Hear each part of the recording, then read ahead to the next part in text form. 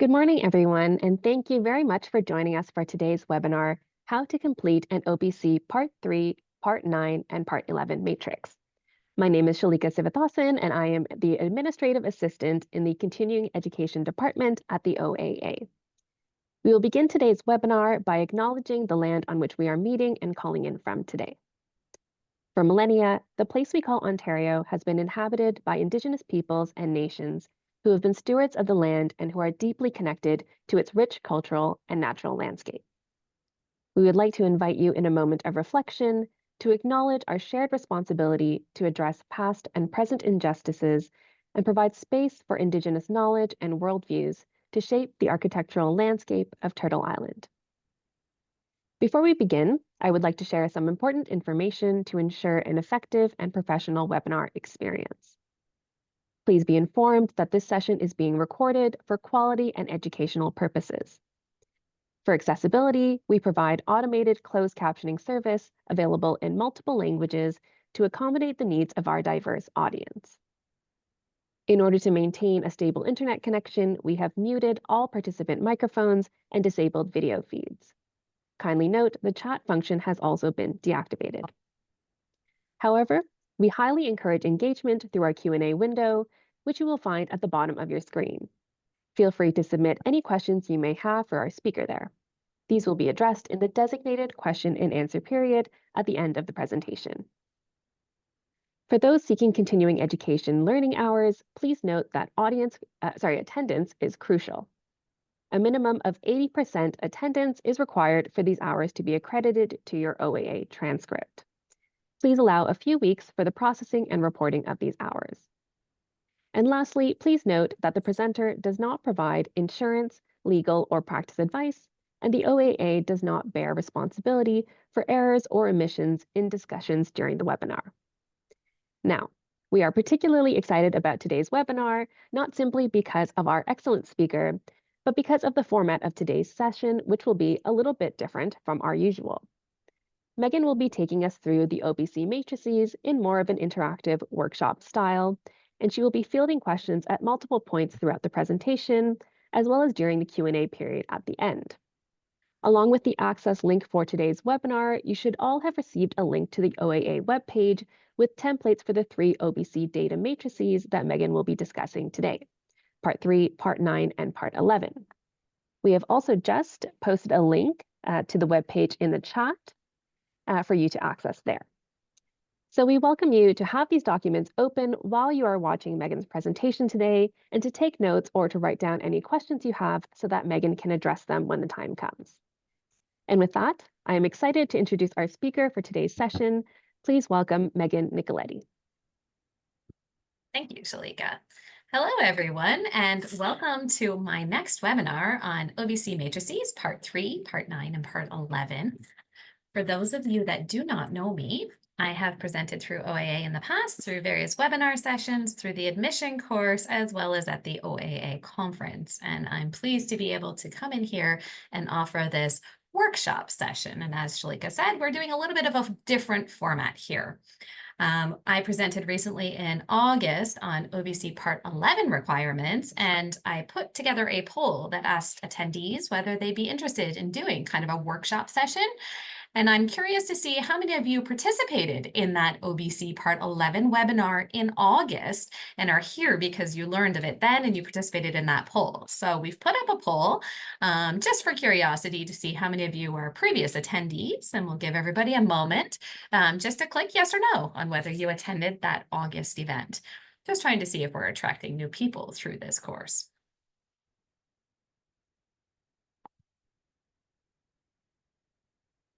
Okay, so get your answers in, and we're going to close in 5 seconds. 5, 4, 3, 2, 1. Let's see those results.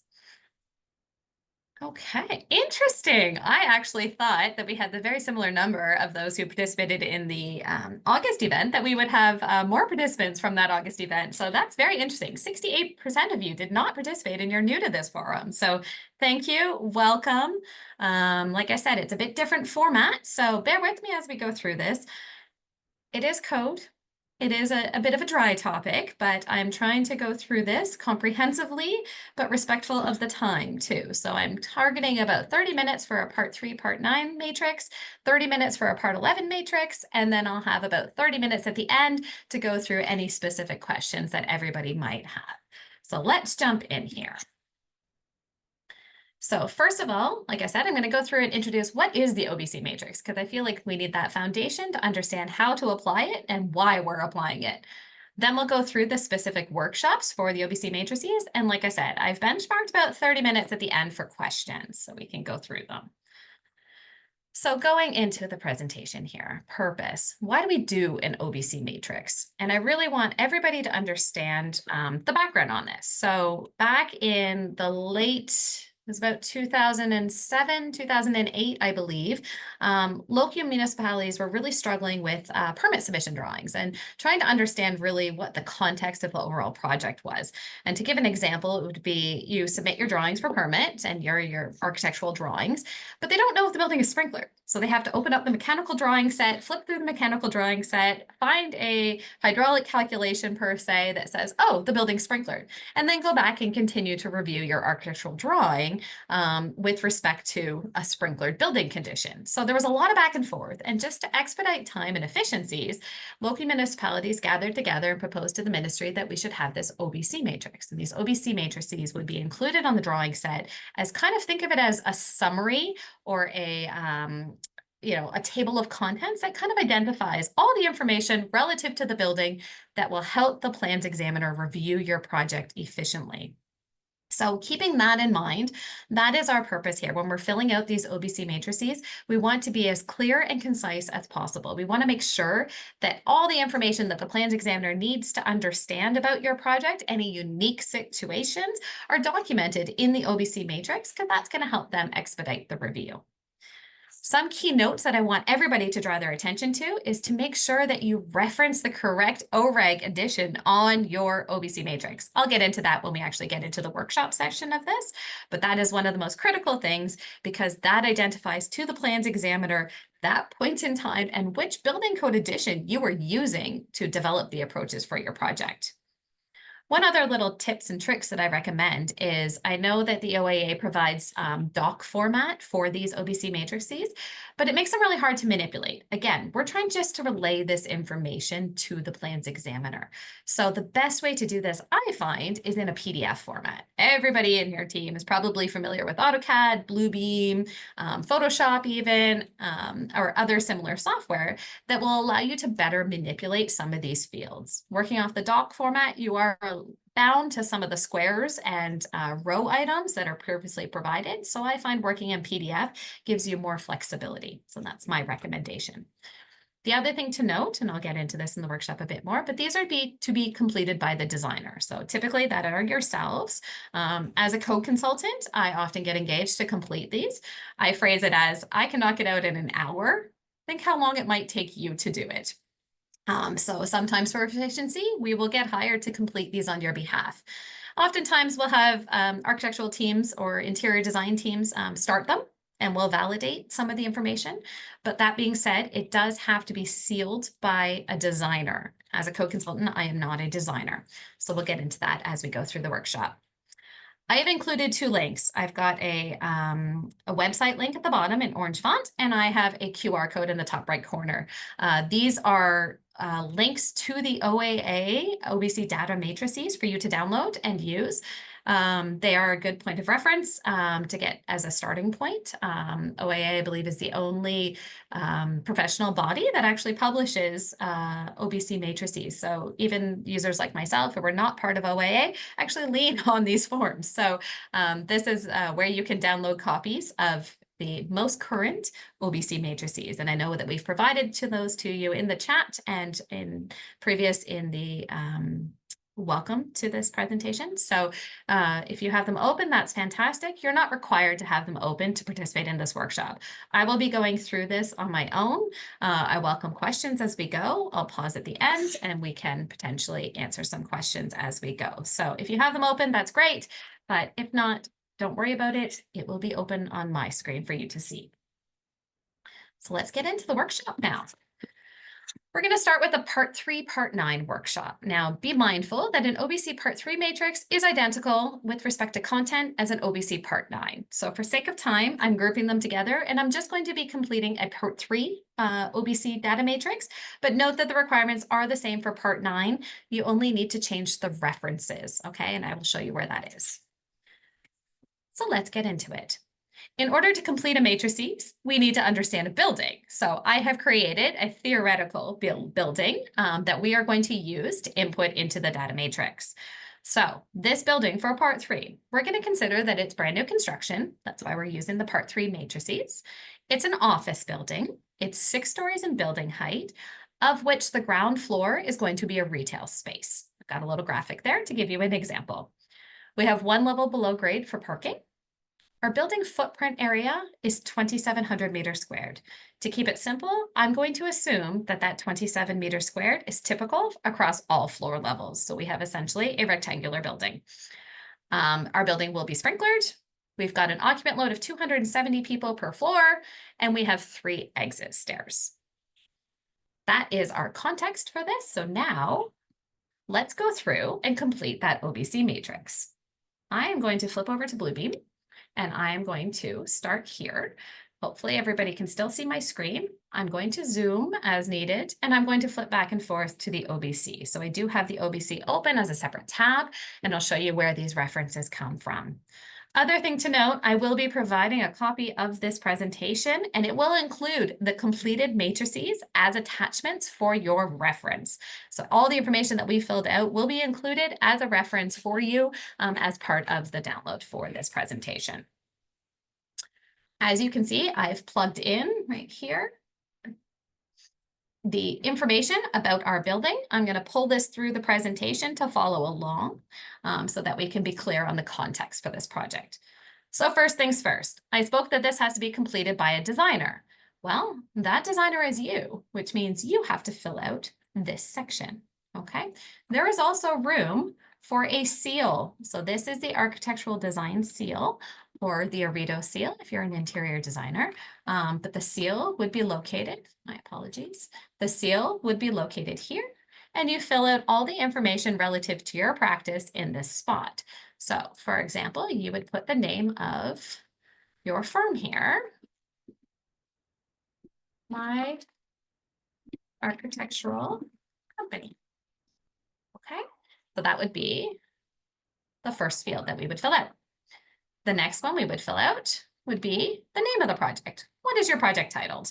You don't have a building permit yet, so I don't imagine you would have a building permit submission number. So you could just say 123 Main Street. We'll call it the Lock Towers, if you have a name for that building. That could be the name, but that could also be the location. Location would be a little bit more specific because we would have to include Ottawa, Ontario. Hopefully everybody's following along. And the date of your submission. So date, obviously, you would put September 4th, 2025. This is the date that you're applying for permit. And you would seal this. So this is the information that is provided here is the person that the local authorities will correspond to. So this has to be reflective of your drawing legend. Okay, going through it. I spoke previously about having the correct OREG. So right here, this number, I'll zoom in. This number right here, this is the addition of the building code that you are currently using and that you are applying for under your project. So OREG 163-2024 is the 2024 Ontario Building Code. So this field should most likely stay until we publish a brand new building code, probably within or probably not for the next 10 years as we're a little bit slow to the game. This field, however, is critical, and this reflects the amendment of the OBC that you are applying under. So the Ontario Building Code is amended quite regularly and often, sometimes dozen times a year. So we want to ensure that we're reviewing it per the latest OREG. keeping in mind that you may have designed your building to a specific OREG, you submitted it to permit, and it's sitting on a plans examiner's desk for, say, 2 weeks. And by the time they actually pick your drawing up, there may be a more current OREG that has been published, but they will review your drawings per this amendment. So be clear that this always has to be updated. Oftentimes I see these fields not updated and they will stay just as default, sometimes referencing the 2012 edition of the building code. So please make sure that you update these sections. Again, the 16324 is the 2012 Ontario or 2024 Ontario Building Code, and this reg is the amendment. So moving through it now, keeping up with our project here. So we have understood that our building is new construction. So let's just take this check mark and we're just going to emphasize new construction. Description, again, what can we say that would help the building department review this a little bit further? So maybe we could just say,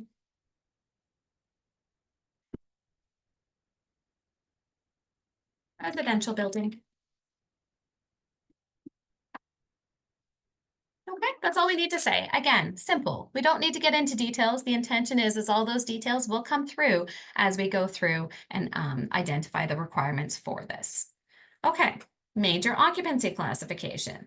As we said in our building description, office building with ground floor retail. I'm going to assume that you all know what your occupancy types are, but if not, then that is potential for a future webinar. But for sake of time, I'm just going to go through and plug these in because I know these answers. So an office is a group D, and a retail is group E. Okay, so the simple as that. Group D, group E. We have upper levels, group E. We also have that below grade parking level. Remember that? So we're going to put that down here. However, that below grade parking level is really ancillary. It's not intended as a major occupancy. It's there to support the building above. So what I would say here is parking garage, below grade parking. And I would have in brackets, ancillary occupancy, because it's not a major occupancy and the title of this section is major occupancy, but we're just telling the city, yeah, we recognize it. We recognize it's a full floor area, but it's still not a major occupancy because it's supporting the occupancies of the floor level below. For these ones, use. Well, we've got some, we could just say commercial, retail units, and we could say two units. Give them a little bit of context in that. And group D, those are just conventional office spaces. So we just need to say office for that. Another example of use for group D might be a hair salon per se, or a chiropractic office or a dental office. So you could say dental office, but we could just say office. And if you'd like, you want to get a bit more detailed, you could just say business so they understand. Okay.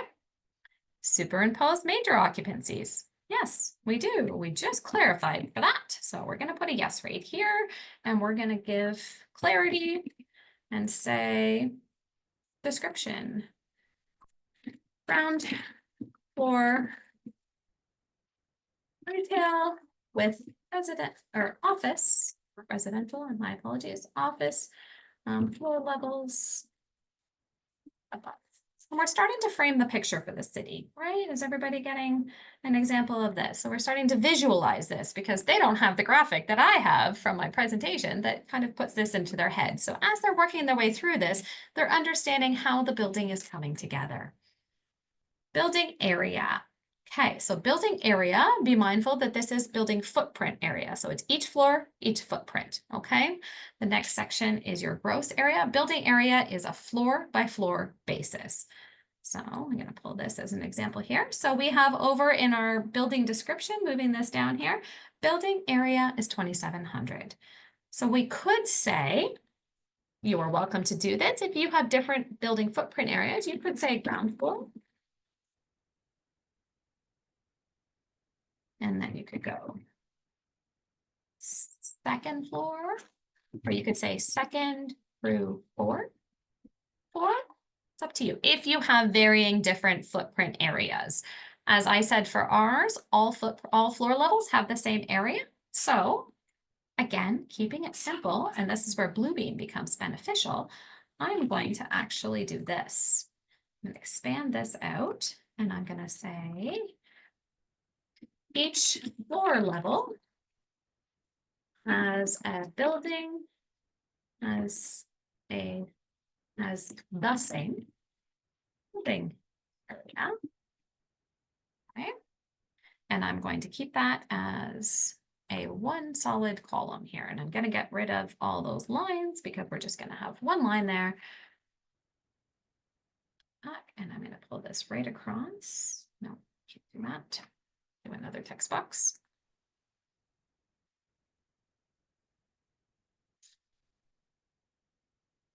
So existing. Well, we said it's new construction, so we don't have anything for existing. So we could say not applicable, or we could just put a dash, or you could just leave it blank. So I'm going to put a non-applicable to that section. Good. New. It said 2,700 meters squared was our new, and our total is going to be 2,700 meters squared.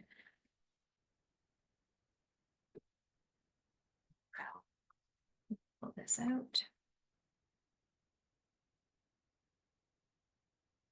Capture that. And that's all we need to say for that. If you'd like, you can also duplicate this down here. But I think the information has been provided so that the city understands exactly what is proposed here. Okay. Here, like I said, you're welcome to do it on a floor by floor basis. You don't need to add up all those totals. The total I would actually remove from building area. It's more if you have multiple buildings and firewalls that you would need to use this field, but you could potentially, if you had multiple floors, you could just fill this out. Okay. So that is the first page of the matrix. Again, we're forming a picture of the building. Gross area. So now we're going to take those 2,700 and we can pull the same field here. We can copy this over here. And we can say each floor has the same building area. Okay. And so we could just then pull this. And again, it's just about information to the city. So you could say here, this is what I would do.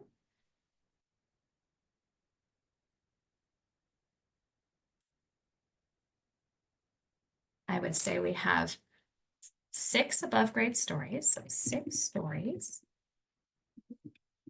at 2,700 meters squared each,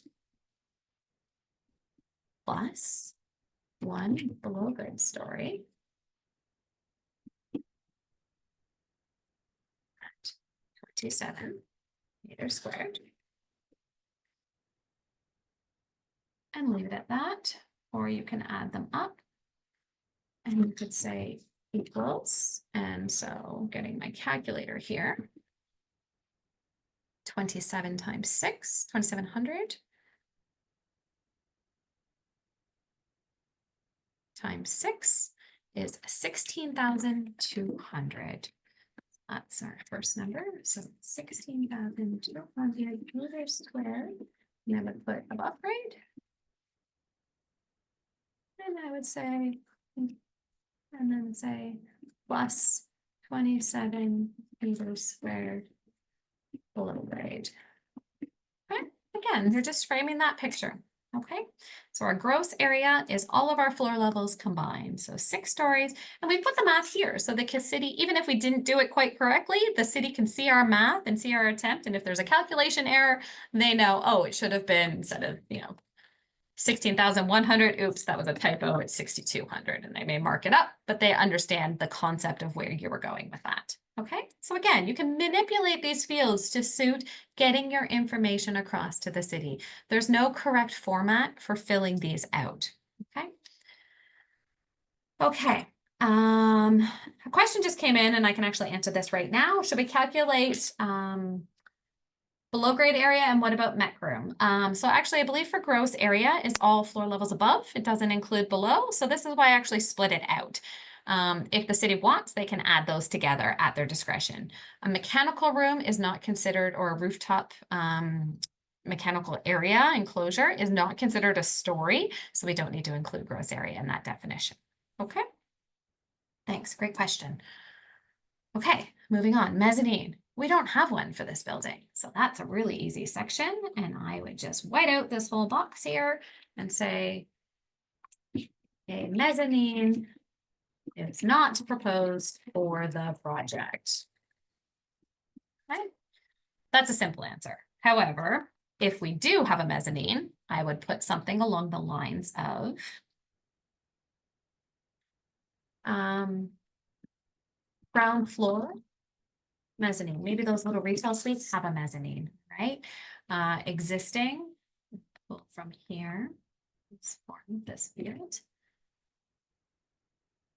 I hope I'm not going too quickly for everybody here. So again, and I'm going to say existing. Well, it's not existing. The whole building is new, so there is no existing. Our mezzanine may be 200 meters squared. Our total is 200. And this also, we all know those mezzanines, and those mezzanines have very specific requirements on the 40% and the 10% enclosure. So maybe you might find it helpful to include that information for the city. So you could say ground floor mezzanine located above how big should we go? 2,000 meters squared space, retail space. And then in brackets of that 200,000, we are 10% mezzanine. Right? This helps give the city some guidance on reviewing that mezzanine. We've given it context that this mezzanine is located above a 2,000 meters squared. You're not obligated to provide this information, but it is helpful, and it shows the city that you've done your due diligence and you're aware of this requirement and you're making sure you're designing to it. Okay, so again, information that you can provide. Building height. All right, this section should be pretty easy. So building height. How many stories are we? We are 6 stories. Okay, 6 stories above grade. Get rid of my fill here. Oh, no, maybe that. 6 stories above grade. How many stories below? We have 1 basement level. Go with 1. And how many above grade? How many meters? I'm going to keep it simple, and I'm going to say 16. There is a threshold for 18 meters that I don't want to get into in this OBC matrix, but we'll say 16. So it is a high building. It is not a high building because I have kept my threshold to under 18 meters and under 36 meters. So I'm going to check mark no. The other thing to note, when you're in doubt and you're not sure about what a requirement is, like that question about gross area, you will notice that they include references on the right-hand side of the OBC matrix. These cross-reference to the Ontario Building Code. So you can search by this article number and it will give you the exact references in the code that can be applied. So if you're not sure if your building is a high building, you can go to Article 326, and I'll show you here.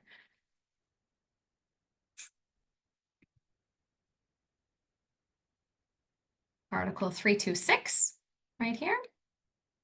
And it tells you whether or not you are a high building and what you need to be considered a high building. Okay, so be mindful of those references. Those are a tool for you to use. Okay. Number of streets for fire department, 1. I'm just going to say 1. We're a sprinklered building, so it doesn't have a lot of relevance. Again, look at these references because there are specific requirements on when you can be considered a street.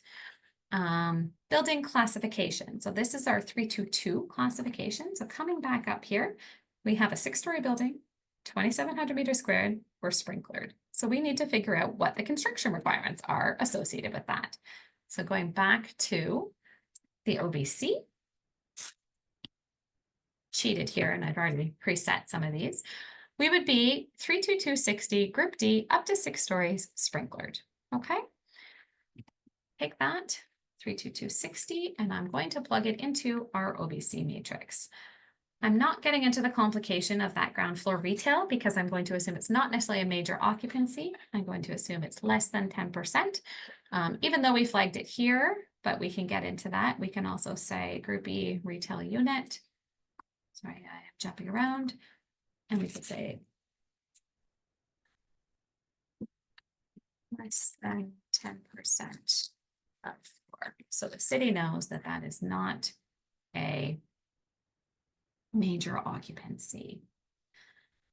My apologies, I do lean on everybody having some fundamental knowledge on some of these requirements for the sake of completing this. So I am filling it out. Again, I will provide you with these OBC references and these OBC matrices after this presentation for you to then go back and double check on how I achieve some of these requirements. But I do understand that I'm moving quite quickly through this content, but that is, again, for the sake of time to complete these. Like I said, typically these take me an hour each to fill out.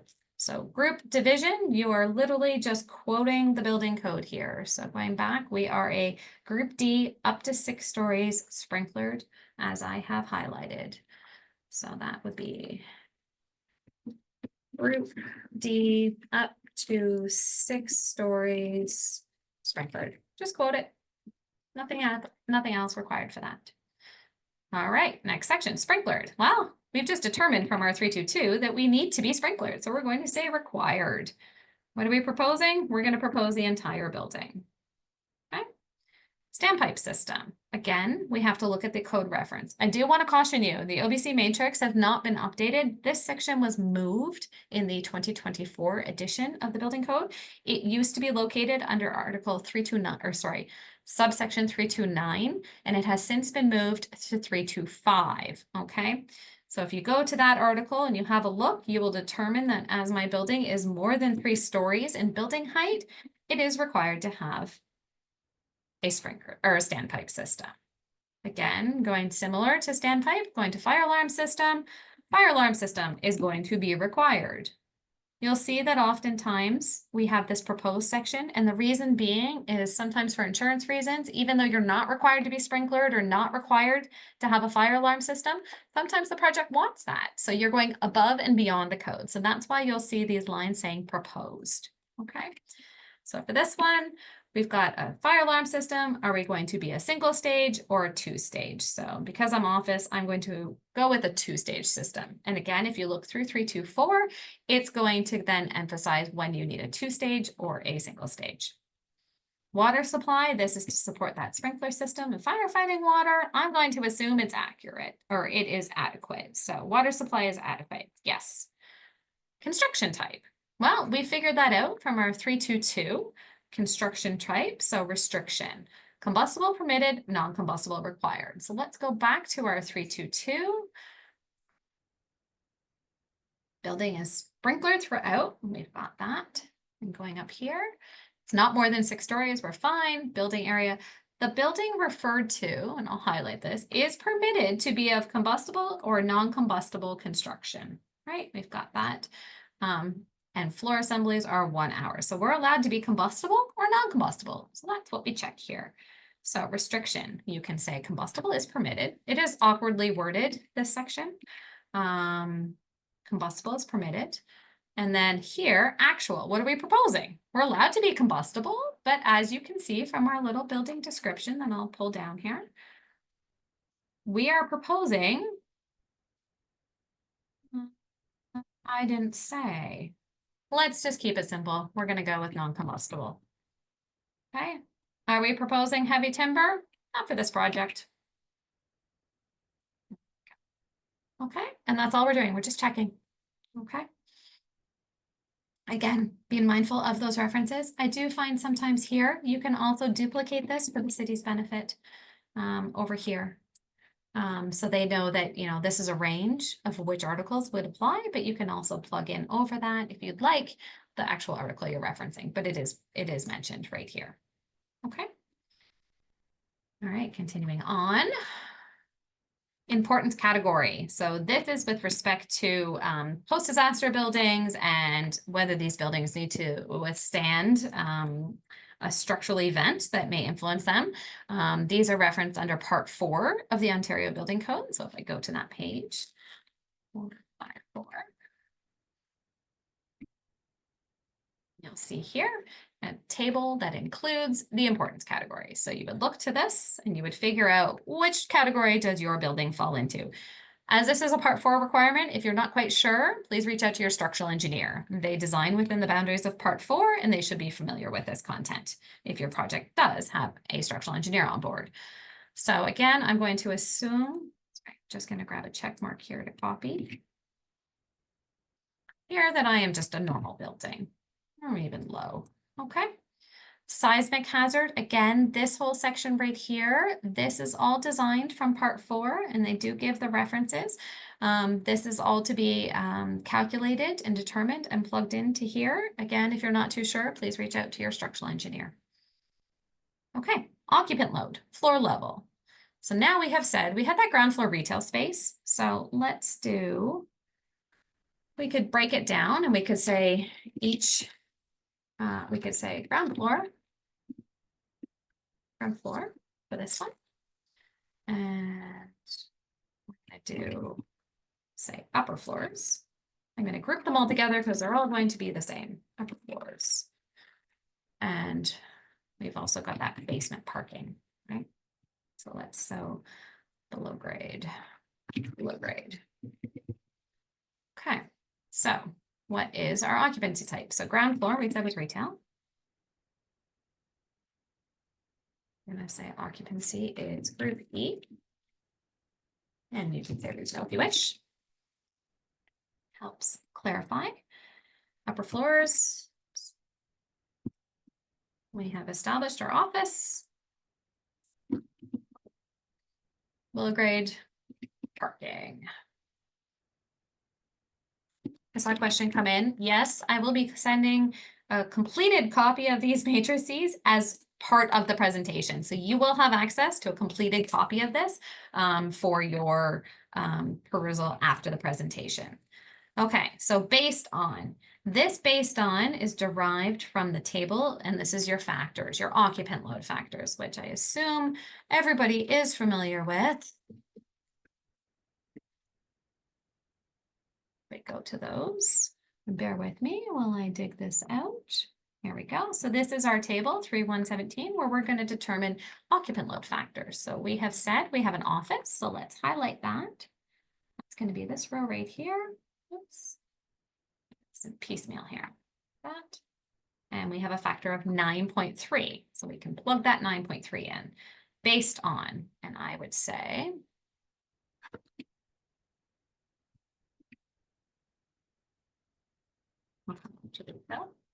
meters squared per person. Okay, that's our factor for that. Let's do our retail. Our retail, mercantile use, basement and first story. That is us. So let's flag that one. And we're going to go, and it is 3.7. Okay, so we're going to use 3.7 for that one.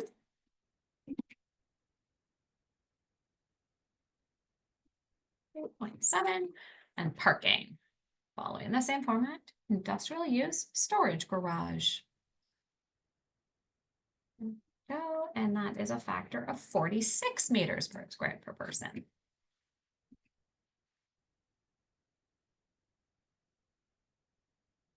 Okay, so we've got our factors. We know our floor area. Remember, we were at 2,700. And so I'm going to just keep it simple here. For our ground floor retail, I'm going to, we had said 2,000 meters squared, right? We kept that a bit, oh no, we had said it was smaller, it was less than 10% and less than 10%. So we're going to say 150 meters squared.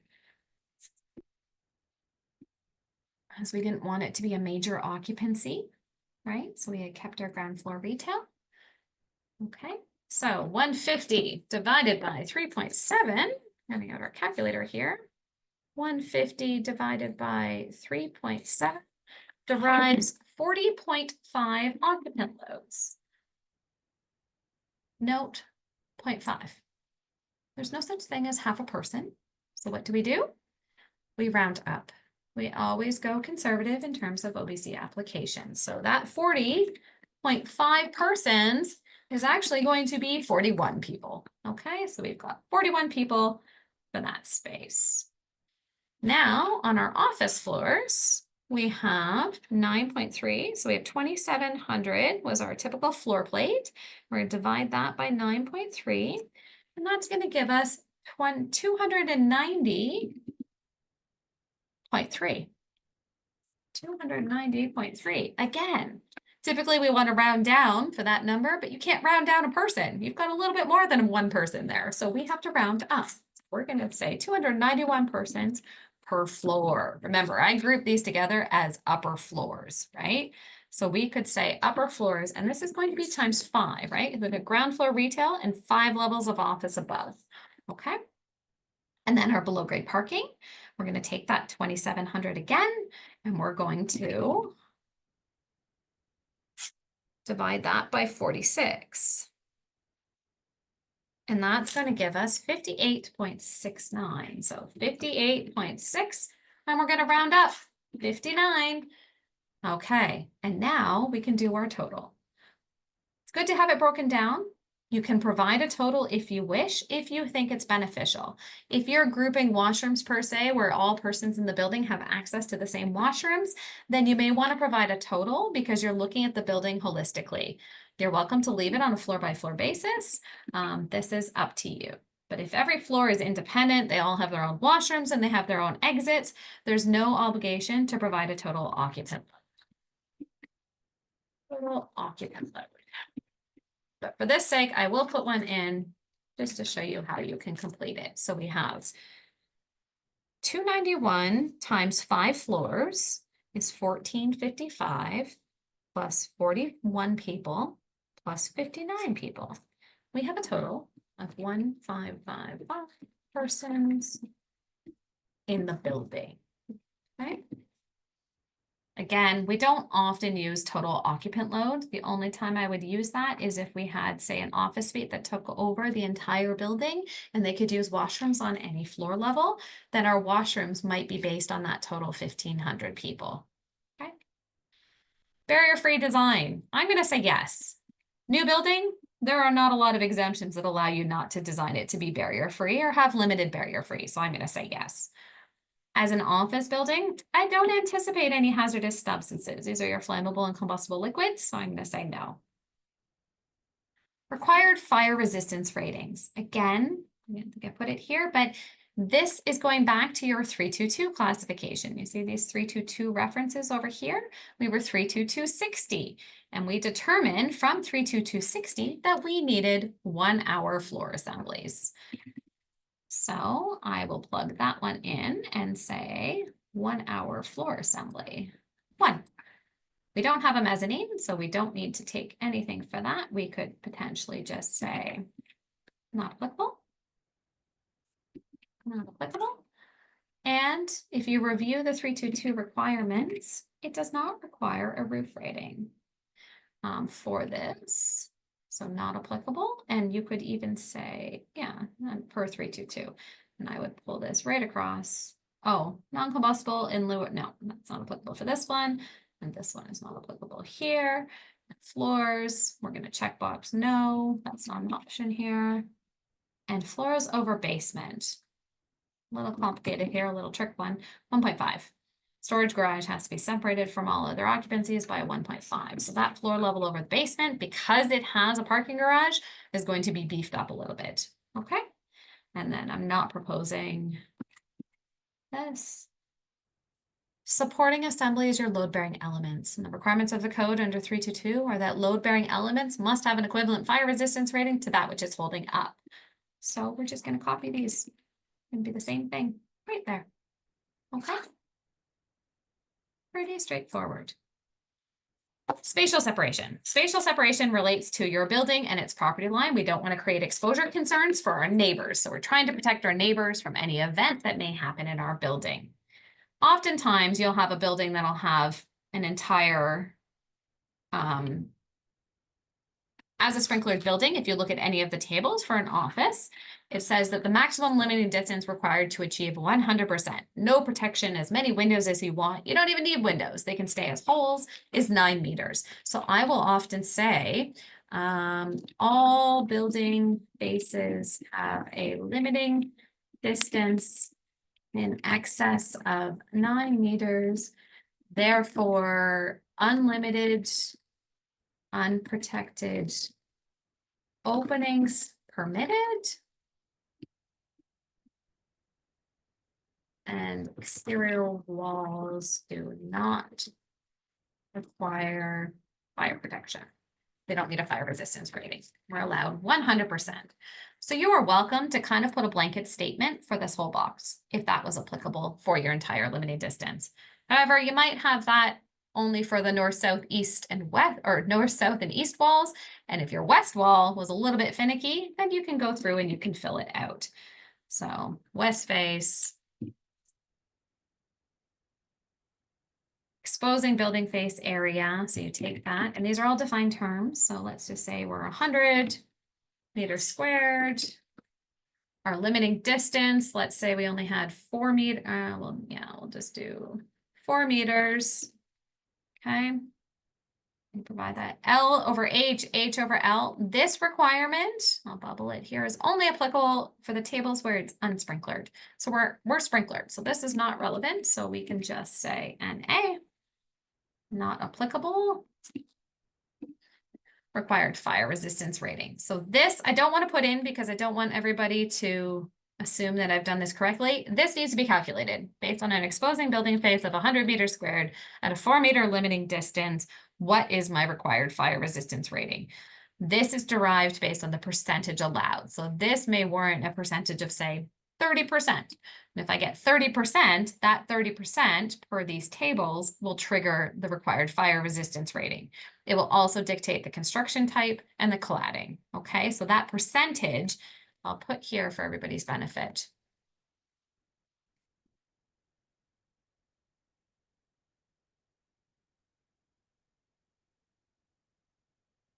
Derived based on percentage allowed. Okay, not your proposed, what you're allowed. Okay, so if you're allowed to have 40% of your building face unprotected, that will inform these requirements. I'm going to make that in red so that everybody's aware that that's not the answer you put in the matrix, but you can actually fill it out for that section. Okay, and I'll bubble it to draw clarity here.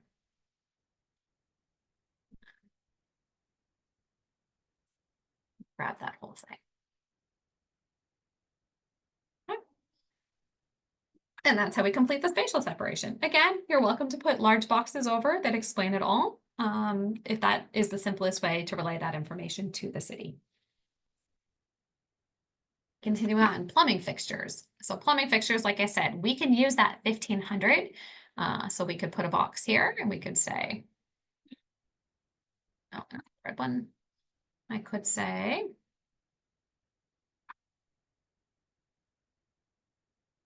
occupants of all floors share washrooms.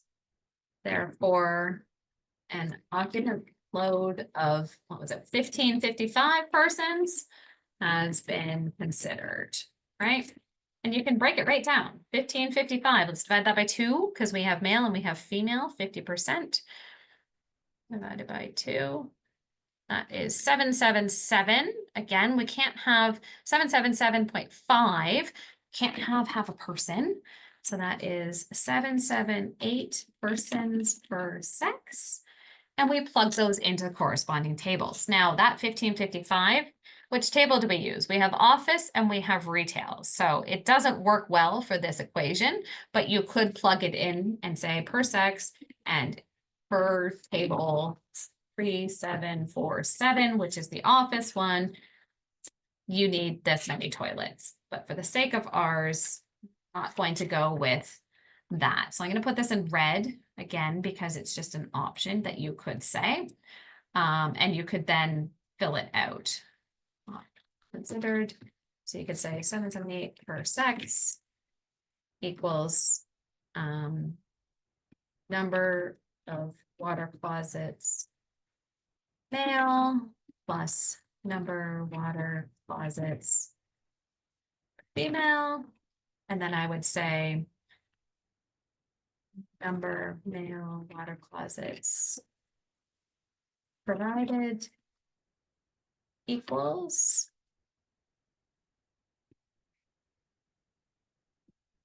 number of female. And all they want to see is that you've got enough toilets to accommodate everybody. Okay, so that is one option you can do for that section. Alternatively, you could do it on a floor-by-floor basis. So we could say our ground floor retail, for example.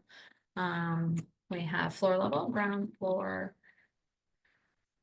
retail, or still do the office. That might be easier because we have areas. So office.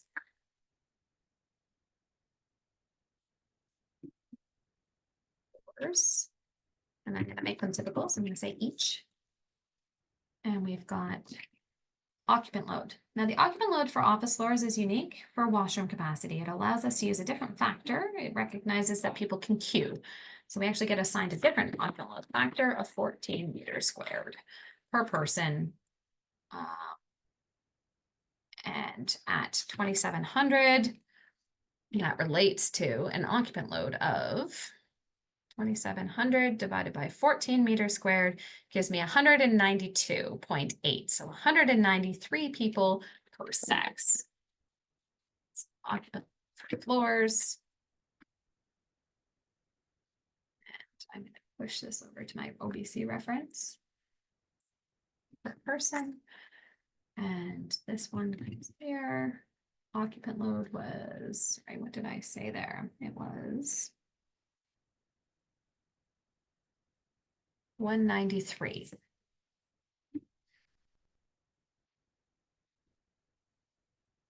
And you can put in brackets. Divide that by 2. Divided by 2 is 90. 193 divided by 2 is 96.5 persons per sex. I would say 97 male, female. Right? Our occupant load for office at 14 meters squared. And our fixtures required. So now we're going to go to the table. 3747. And we're going to figure out how many toilets we need to support those people. 3747. So we had said we have 193 people, 97 male, 97 female. So we fall in this range right here, which requires 5 per sex. Back over to our matrix, fixtures required, and I would say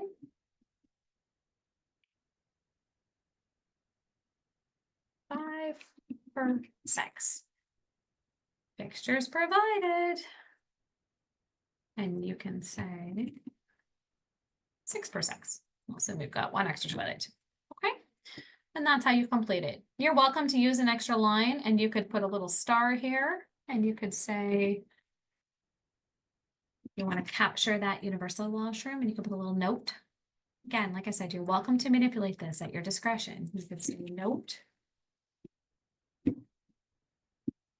The universal washroom has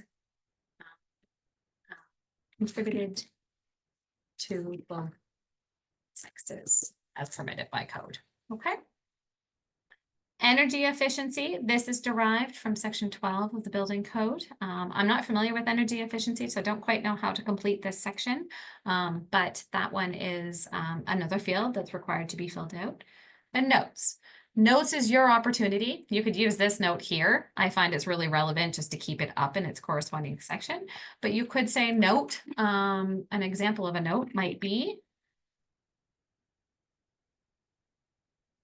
the existing building is intended to be demolished to accommodate the new building, right? That might be something, again, that just creates that picture for the city. So that completes our part 3 matrix. Mode date. There we go. Okay. Should be pretty straightforward. Again, manipulate it as you need. Okay, so I've got a couple minutes here to go through some questions. Let's go through those. I'll come back here. Let's do this. The OBC references in the right column matrix. I trust A, prefix article refers to division A and not the appendix. Yes. So this question, again, that goes back up here. Do you see this A? This A up here, that's the division, okay? It's under definitions. This PDF is being shared? Yes, it is.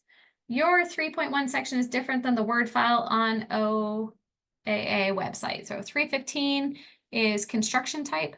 That's okay. These templates are often updated, so you just use the most current one that's on OAA website. If it's different, by all means, just manipulate it, but the fields should all be the same. The content is all there. It may be in a different order, but the idea is just to get this information across.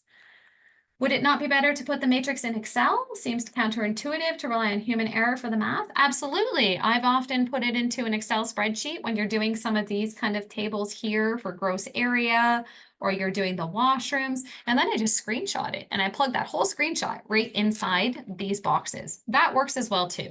I just find it's very hard to work in the doc format when you run out of space in these fields. So anything that you wish to do to simplify your life, by all means, you can use whichever software. Shouldn't we allocate the remaining ground floor as office? I'm going to skip that one because that's going to, yes, we would allocate it as office. This is just semantics. I'm just trying to create a scenario to create fields. I'm not going to get into the weeds on specifics for a design. I'm just trying to create a hypothetical situation. When calculating occupant load, why do you round up? We always round up because we want to calculate for people. Yeah, so I typically always round up when it comes to the code, again, because the code requirements are, we can't accommodate half a person. So if we land at like 92.3 people, there's no such thing as a third of a person. So I would round up. I also round up when I'm dividing our total occupant load. If we have an odd number and you divide by 2 for male and female, you're going to get an odd number. I have in the past done, if we had, 351, or sorry, if we had 301 people and you divide by 2, it's 150 male and 151 female, conservatively being female, for washrooms. And I've had the city kick that back because it's got to be 50-50. So to keep it simple, I always just round up evenly and distribute evenly 50%. Again, 150, sorry, I missed the occupancy on the ground floor. Was it only 150 for retail? Again, I'm just putting in numbers hypothetically just to kind of allocate what, should go into those fields. So I don't want to get into the weeds on that. And what about barrier-free entrances? Under the new code, all entrances have to be barrier-free. You don't need to specify that. You just need to say, is it barrier-free? And you say yes. An explanation may be, the rear service room is not barrier-free. If you had a no, is not barrier-free, but as a service room, it is exempt. What about required fire resistance rating for stories below grade? That is covered for the floor over basement and then all other floors. So below grade floors still fall into this category of floors. So all your floors would be 1 hour and then 1.5 for that floor separating your storage garage from your residential. Okay, I've got a couple questions here, but I'm going to hold those for sake of time and I'm going to jump over. Let's back to our presentation here.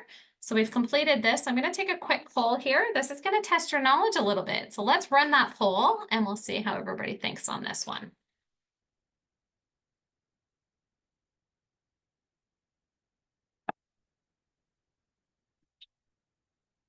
Has that poll popped up there? There we go. Don't overthink it. Just a quick answer. Nobody knows your answer.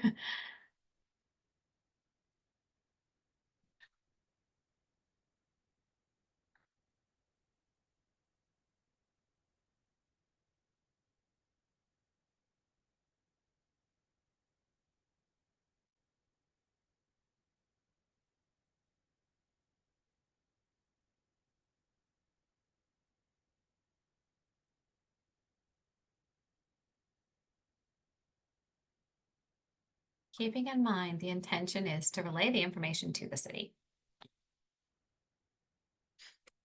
Really, there's no wrong answer.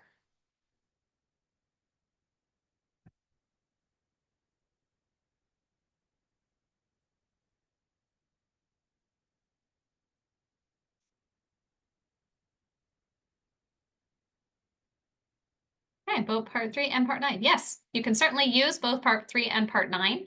Alternatively, you can also just go through and update all of these references. And if you want to, it could get a messy, but you could do it in one OBC matrix, either part 3 or part 9. So it's a bit of a trick question. You can put these two side by side, and I would put a big header right at the top that gives clarity again to the city, just to clarify, hey, this would say, put it actually on the first page, right at the top. You are welcome, like I said, to manipulate as you wish and say, applicable to the below grade parking only. And then on the, make that nice and big for the city to see. And then above the part 9 one, you could say applicable to the townhouse blocks. There's no wrong answer. Alternatively, you could do a mismatch and cram everything into this one table and just update the code references. That's your choice. Again, whichever one gets this information over to the city. Okay, so that completes part 3. I do apologize. I know it was quick, but I did have a lot of content to get through. And now let's jump into part 11 here. And I'm going to go through this again quite quickly, the OBC part 3 matrix, just for the sake of time. So we're going to take that same office building, but now what we're doing is we're going to convert one floor to an assembly occupancy. Okay, they've decided in this office that they want kind of that amenity floor for meeting rooms, lecture halls. And so we're going to convert and do a change of use assessment for this proposed renovation. So we are renovating a single floor in an existing building. Being mindful that in order to use part 11, this building has to have been in existence for 5 years. So going through, I have plugged in my building description. We all know how to fill out the top of this project now, right? We name of practice and our seal. Updating the latest amendment, we all know that. So now let's go through, drive my check mark again, and let's fill out a part 11. So project type. Well, it's not an addition. We're not adding on to our building. We are doing a renovation. We are renovating a floor.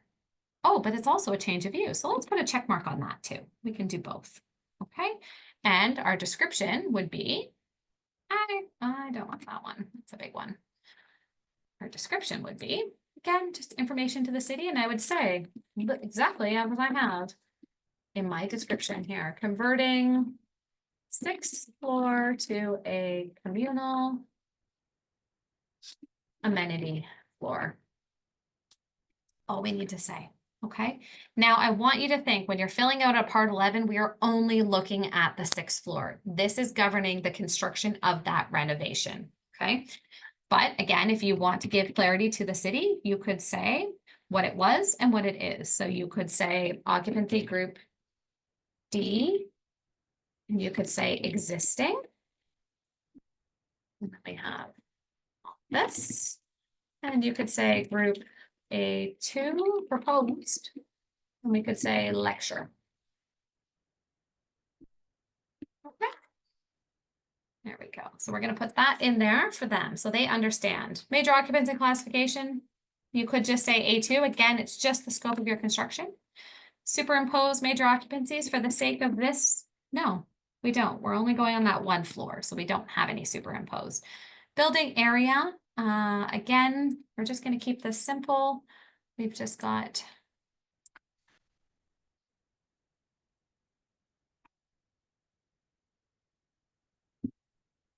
building areas not proposed to be altered. I would say existing 27 meters squared building area. Okay, again, we're not getting into renovations that are including an addition, so we're just going to keep that simple. If you were putting an addition on, then yes, this would be existing would be 27. If you put on, say, 100 meter squared addition, it would be 100 meters squared, and our total would be 2,800. Okay, but you are welcome to white this all out and reflect just the scope of your project. Building height, you could also say, note,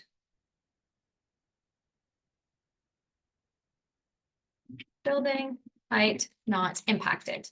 Again, we want to really emphasize to the city what our scope is, right? We're building a picture for them so they can understand the context of it. But in order for them, they're like 6th floor, they don't know if this is the roof, they may not be familiar with the existing building. So it is helpful to give them this context, but we want to emphasize that we're not changing it. We're giving you this information just as background, But for your, actually, I'm going to pull this from my part 3. Building height. Right here, these ones. Just going to grab those. No need to reinvent the wheel here. And this just gives them context. Sorry, trying to zoom here. Okay, so we have a 6-story above grade, 16 meters above grade, and we have below grade. Okay. Number firefighter streets. We didn't change that again, and you can put a note. I like notes.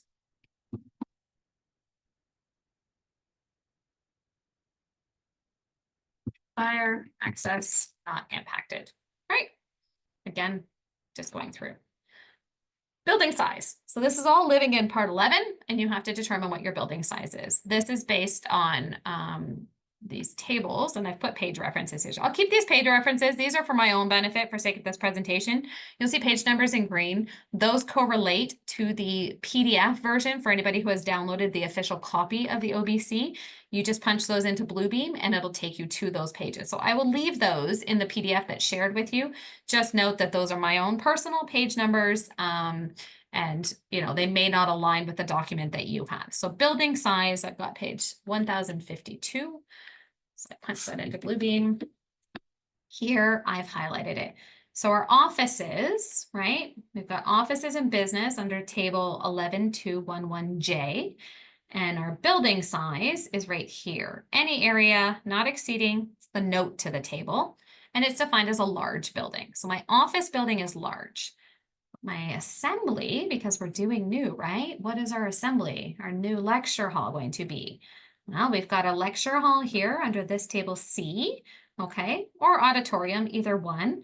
But under this, if we go to the notes, it also triggers a large. So for the sake of my OBC matrix, I can just check box large. Let's get that. Checkbox. If you have different, you may wish to say large existing and then duplicate this whole row. Again, like I said, I like working in Bluebeam because it gives you a lot of flexibility. You could do this and you could do this and you could checkbox that. And maybe this one is medium and you could put a little bracket here at the end that says existing.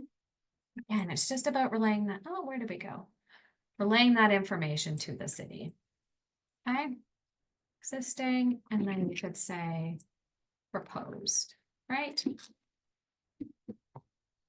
Again, I'm going to make this one red because this is not accurate. Actually, I'm going to leave this here. There we go. Okay. What's going on here? Okay.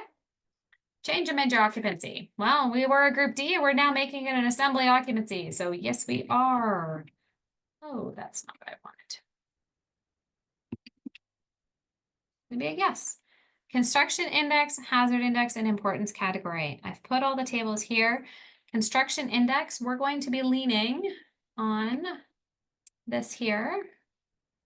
Sorry, I'm making people dizzy here. I'm going to pull this down here. So we have determined that our building is non-combustible construction, 1-hour floor assemblies with an unrated roof.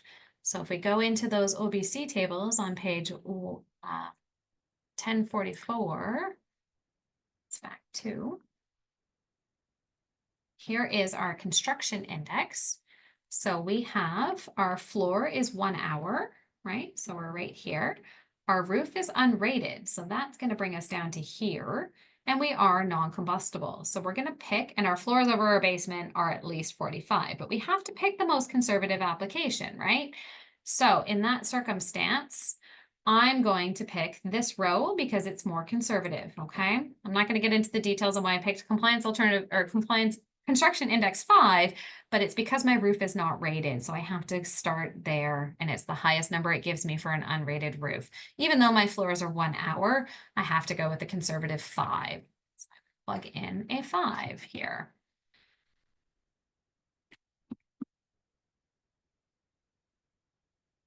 It's a 5, all you need to do.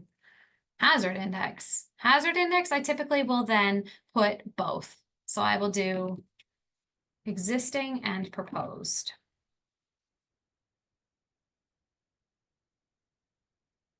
Sorry, making everybody seasick with my scrolling here.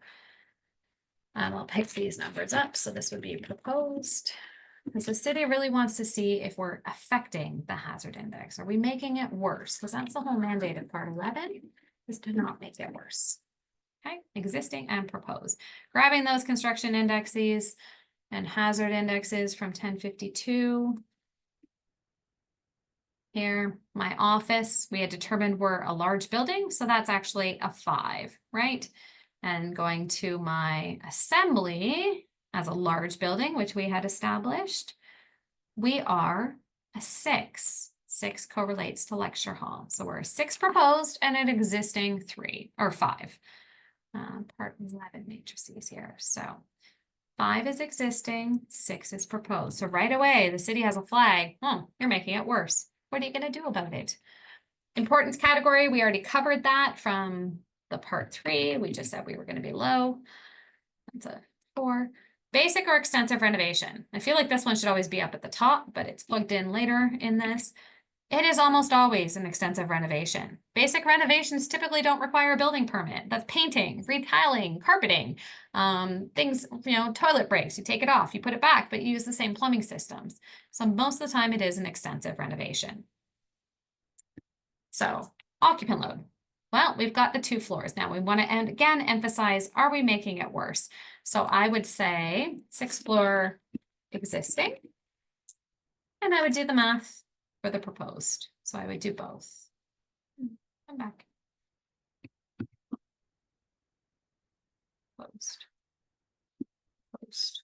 And again, we're trying to make sure that we can accommodate everybody. Occupancy type, we had office.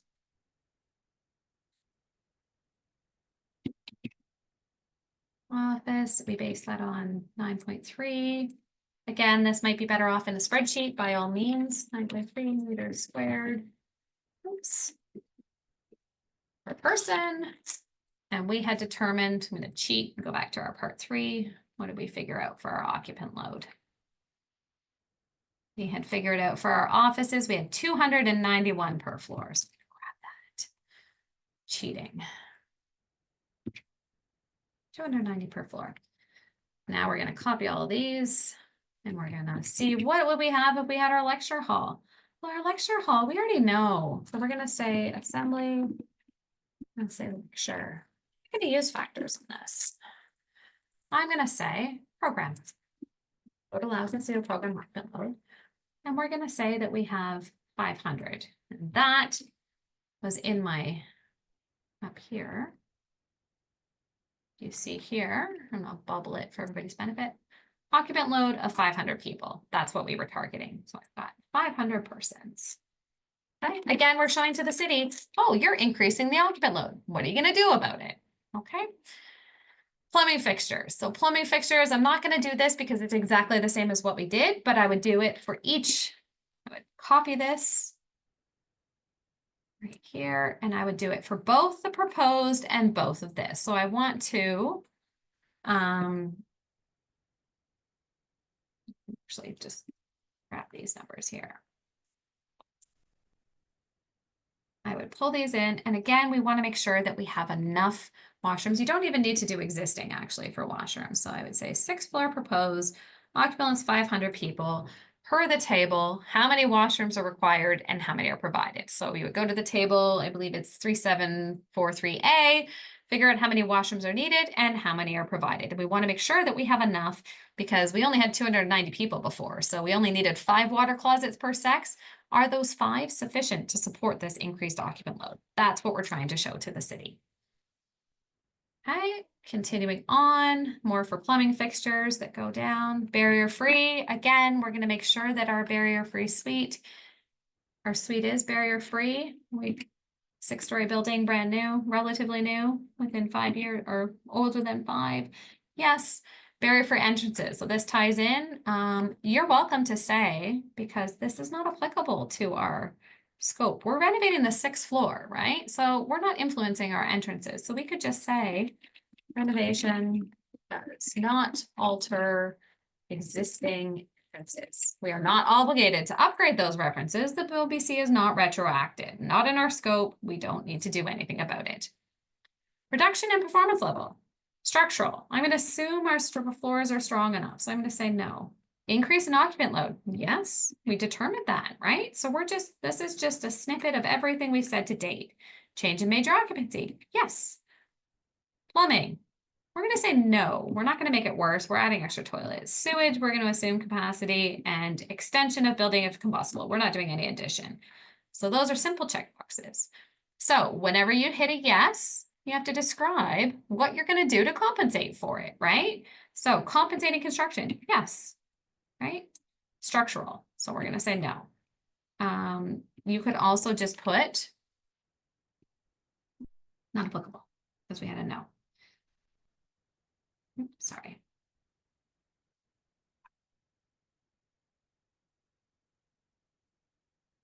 Not applicable. We didn't affect the structural, right? So we don't need to. And you can check box no just to emphasize that. Increase in occupant load. So we're going to say yes. And I would say, what are the ramifications of that? Existing exits and proposed washrooms sufficient. That's all they need to know. What is influenced by that? What are we doing?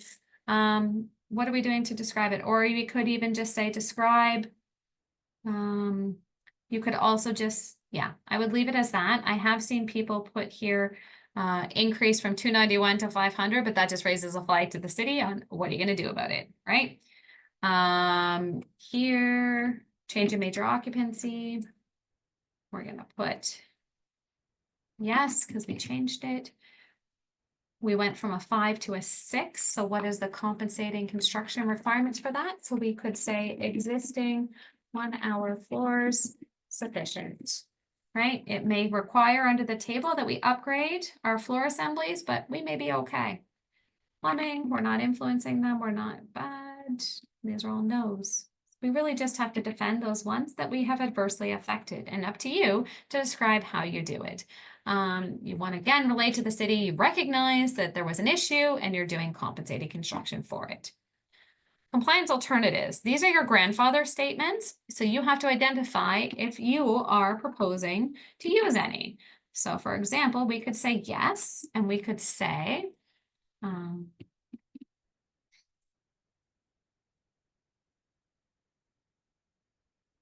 existing travel distances, distance deficiency maintained and not made worse. Permitted as building is sprinklered. There is a compliance alternative for that that you could grab, excuse me. If you go to the compliance alternatives, see where they are. So we are in assembly occupancy. So we're going to go to the assembly section. And for travel distances, 3425. It is this one right here. 3425, this one right here. And that is compliance alternative A36. I want to make sure we plug that in there for the city's benefit, right? So we would say A36. Okay, and we're going to explain what grandfathering clauses we're using. If you have any alternative solutions, you can document them here and you can say whatever they may be. Alternative solution prepared by, I'm just going to put my name here, CodeNext Inc. See attached, prepared by CodeNext Inc. with respect to, what might be one? I'm trying to think of one. Barrier-free. Say there's an approach for barrier-free. We plug in. See attached. You don't actually have to describe the full alternative solution. This is more just like saying appendix. There is an appendix to it, and it draws the attention to the city to make sure that they go through and check and read that in concurrent with your drawings. Okay. And notes, like we said, notes are your opportunity to explain anything that you wish about this building that makes it unique. So that is your part 11 matrix. So let's get back here. So let's take a poll now on part 11 and see how you do. I'll come back to questions. Again, don't overthink it. There's no wrong answer.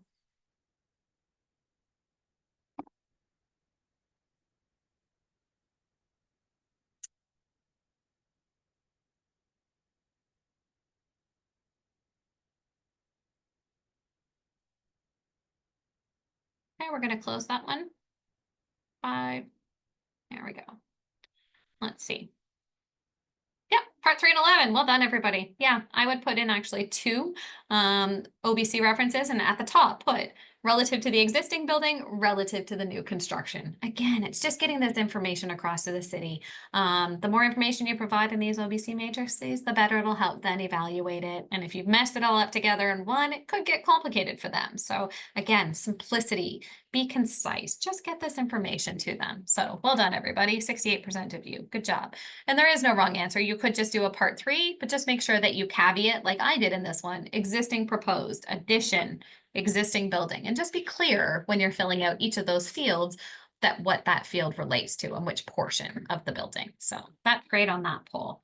So now I'm going to jump back to some questions for part 11 here, because I see some questions came in, and then I'll open it up to some generic questions. We have 10 minutes left, so let's see how we did.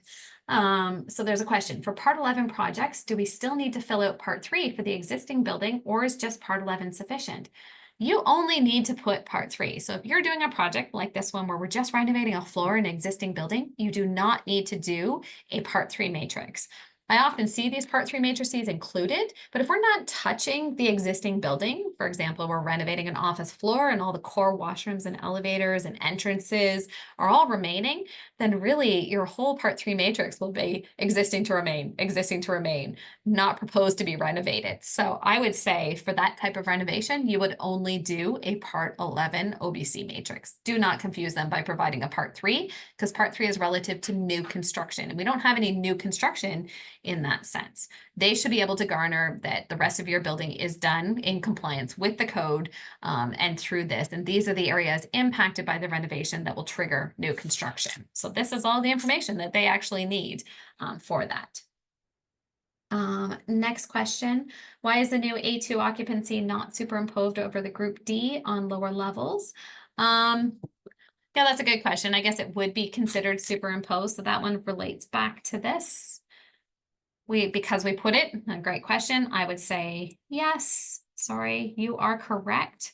And we would put this disclaimer, renovated for assembly is located above office floors below. Again, for clarity, great catch. Yep, that's what we would put for that one. Can you make such changes, additions to the matrix such as you did in the building size for part 11? You added another line defining whether the proposed is not large or not. Yeah, absolutely. Manipulate this. Add your tables, overlay them, white out areas that are not relevant. Again, we want to just keep this relative to your project. So if there's a section that's not quite relative, make it relative. Make it fit your project. Manipulate it, please. This is just your foundation document. But then, yes, like I said, the city doesn't care if you're in the right font or if you have the right heading. They just need to know if your building is sprinklered. They don't care where it tells them that. Okay. If a city examiner wants to know if there's an existing sprinkler and fire alarm system, would you just add that information in the notes category? Yes, absolutely. That would be a great, really helpful information that you could put in a notes that would help inform the city. You could say, again, great catch. I like this, guys. Excellent. I would say this existing building is fully sprinklered, type equipped with a standpipe system and fire alarm system. Now that'll open up a can of worms, so we'll just say modified to suit the renovation, right? With every piece of information you provide, it opens up a whole new avenue for the city to review. So now they know the building is sprinklered, they're going to make sure that any proposed partitions that you put in aren't going to adversely affect that existing coverage area for that sprinkler system. But yeah, that would be a great example of what you would put in there, and it helps the city better evaluate this. Shouldn't the matrix be designed in a way such there are pre-existing fields for before or after calculations rather than leaving it up to the submitter to figure out? Great question. Unfortunately, as with any kind of template, and as the uniqueness of each of your projects, there will never be a good boilerplate template. Every project has its own unique requirements and that will warrant unique fields. This is why I say I like working in PDF because it allows us to manipulate them. Every OBC matrix that I fill out is completely different from past. There are no two that are alike. There are no simple OBC matrices. Some fields I'm overriding, some I'm manipulating, some I'm following the format exactly. So it's hard to design a one-stop matrix that's going to fit all building types and all construction scenarios. So it would be great if we could. Drop downs, perhaps that's something to be considered, but even drop downs, what happens if you don't fit those literal language of those drop downs? So again, having the opportunity to manipulate is very beneficial. I find it strange that these matrices do not include anything on exiting and egress. Is the AHJ not interested in that? Yeah, right? You think we want to get these people out safely. That's why I put in these kind of plugs here. Existing exits and proposed washrooms sufficient. Now be mindful, just because it's not on the matrix doesn't mean the city's not going to be reviewing it. So we could also just say increasing occupant load. And if we just said increase to 500 from, what was our number? Was it 291? From 291. All right, so if I was your plans examiner, I would be like, okay, you got 500, you've got some extra people there. Are your exits sufficient? Well, let me go review your architectural drawings and let's see, are your exits sufficient? And if you look here, we said served by 3 exits having a width of 1,500. You're forcing the city to do that calculation. 1,500 divided by the exit capacity for stairs, let's say 8 millimeters squared per person, is going to warrant a total exit capacity. I think it's like 300 or 520, say, for those. Oh, okay, you are good. Okay, so even though it's not in the matrices, it doesn't mean that the city is not reviewing it. So if you put this here, it's a flag to the city. Oh, they've increased it, and it's going to force them to go check it. I like to be informative to the city, so I like to put that information right here to show them, hey, I checked it, you're good. And then they can just do a cursory overview. And that's why I said existing exits and proposed washrooms sufficient. Okay. Next question for part 11, should we not document how the existing exits, etc. comply? Again, you're not required to. This is all on your drawings. And again, the city's going to be reviewing each of these items. It's just to give them the mental picture of what they should really focus on. You're increasing the occupant load. So let's double check those exits and washrooms to make sure you captured that. You've done a change of use. So are you making sure that your floors are strong enough to hold that new use? Are your fire resistance ratings robust enough to support that new use?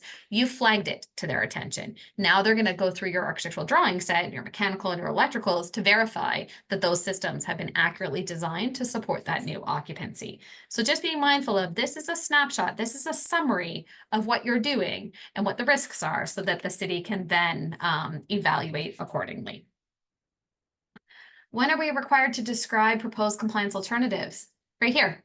You have to describe them. That goes in your OBC matrix. This is your opportunity too. So they're going to look, they're going to flag it, they're going to see on your drawing, and they're going to see, oh, what was it? Oh, okay, I see. Yep. And they're going to compare your existing drawing and your demo drawing to your proposed and make sure that you don't make it worse. So this is critical. Compliance alternatives have to be indicated.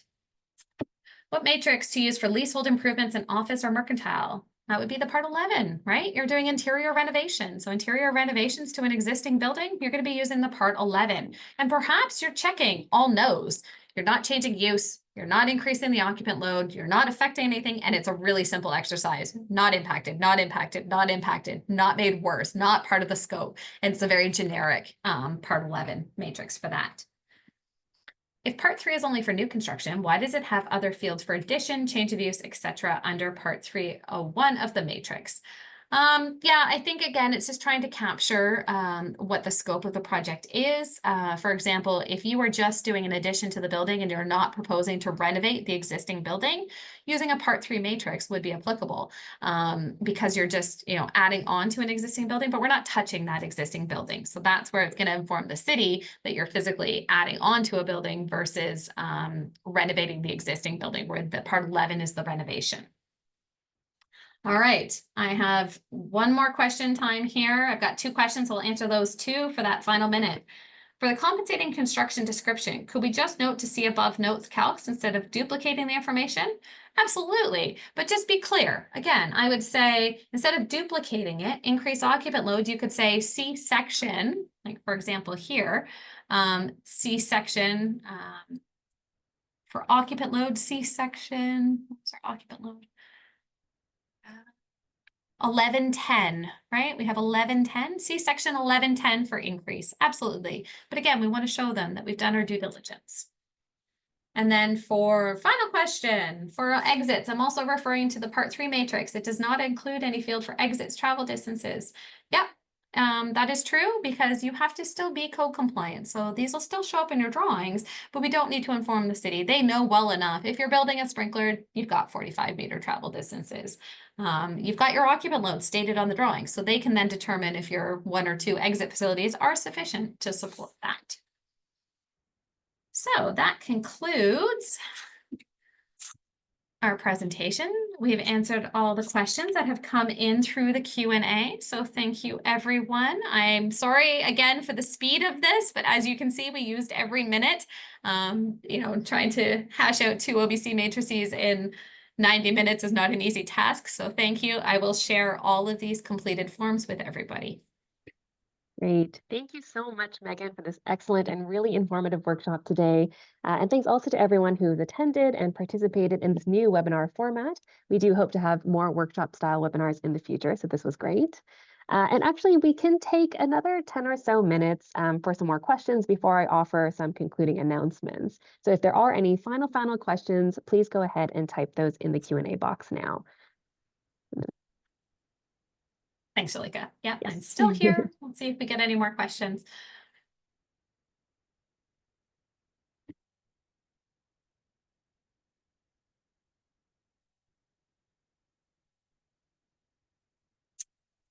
So far, so good. Wow, this might be a first. I think taking questions throughout the webinar was great. Everyone got a chance to ask. So. Okay, so a question came in, a new one, but I did answer. What matrix is used for leasehold improvements in office or mercantile? Again, leasehold improvements would be a renovation. It's an existing building in an office or mercantile. It has no relative to occupancy type. So you're doing a renovation, so that would be about Part 11 matrices. Yep.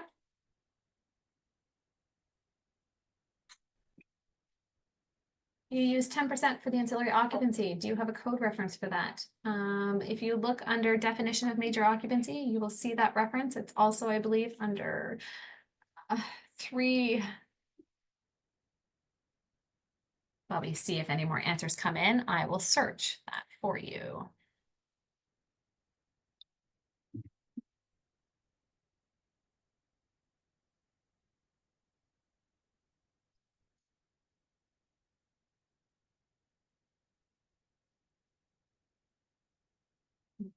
% notes. Deeper into the code.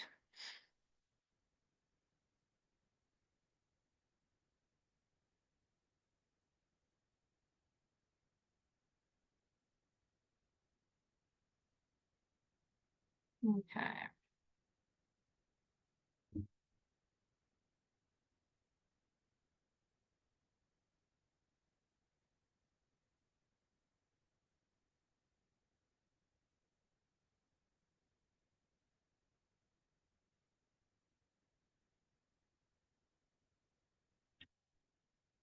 Like those where Waldo exercises where I know the requirement in my head, but trying to find it in the code. Let's try 10%. I think it's at the beginning of 3.2, but.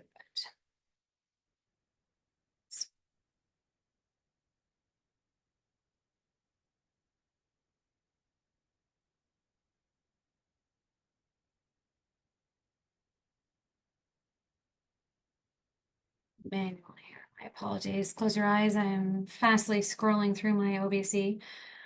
Okay.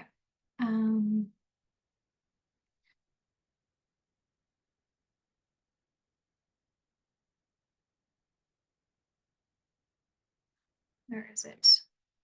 I don't know where it is off the top of my head, but there is a requirement that says if your floor area is less than 10%, it need not be considered a major occupancy.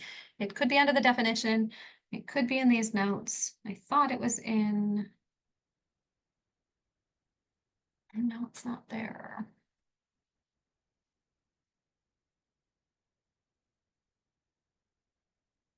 Yeah, I'm sorry, I'm gonna have to derail that one and have you do a search for it, but I would search for the 10%. It is in here, trust me. Okay, off topic. Anyone interested in interning or starting a career specializing in OBC but with no prior experience working for firms like CodeNext? Can you guide on how they start that path?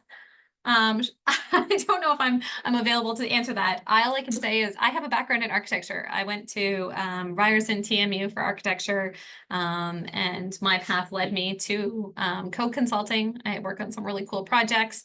I really enjoy reading the code and working with design teams. Your path is your own. You cannot go to school as a code consultant, but I do understand that George Brown College is now offering a code consulting course that you can take. But yeah, we hire people through any discipline of engineering, architecture, or interior design. Our only requirement is that you can read building plans, and then anybody can learn and read the code. That just comes with experience. So anyway, yeah, that thank you. I enjoy doing what I do, but I understand that it's not a career path for all, but yeah, you just have to apply if you're interested. There's lots of other code consulting firms out there, and it is another stream that, beneficial. Having the architectural background really can lead into. You guys have great aspiring careers that don't necessarily fall into design. You have a lot of options available to you, and code consulting is one of them. So, okay. You've described all our headaches with the code. We know the answer, but finding it is a nightmare, right? I do recommend for all, even the architects here, sitting the BCA and designer exams for part 3. Yeah, highlight, take note of those little nuances. Note, I've been practicing code for 20 years and I still struggle to find them. The minute that I end this call, I'll be able to find that 10%. That's usually how it goes. If an existing 2-story office building is being renovated and has 3 staircases and one of them is removed and the remaining 2 staircases still meet the existing OBC, this is it. Reduction in performance level. No, that's not a reduction in performance level. I would say that that extra stair was redundant. It was not required for exit purposes. And as long as you're maintaining the performance level in the sense that it has the remaining 2 have sufficient capacity to support those occupants, then yeah, I wouldn't deem that a reduction in performance level. Okay.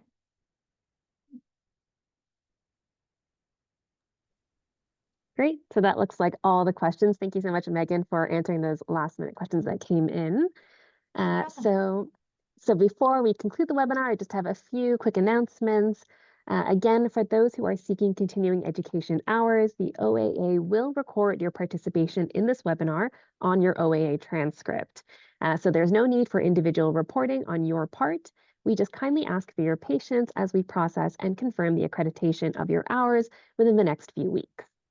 As well, all attendees will soon receive the presentation file along with Megan's completed OBC matrices, as she explained, via email. As well, you will receive a link to a survey to submit your feedback for today's presentation, which we and our presenters highly value. So please do take a moment, to fill out that survey when you get a chance. And then finally, starting tomorrow, the OAA will be running a new fall promotion for 20% off all webinars currently listed on our webpage.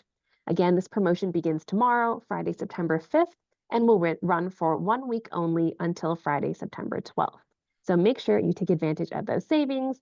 And in fact, you can start saving right away with our next webinar, which takes place 2 weeks from now on Thursday, September 18th, 2025, with the title Solar Carports, Designing Tomorrow's Energy Generating Spaces. So once again, thank you all for your attendance and have a pleasant remainder of your day.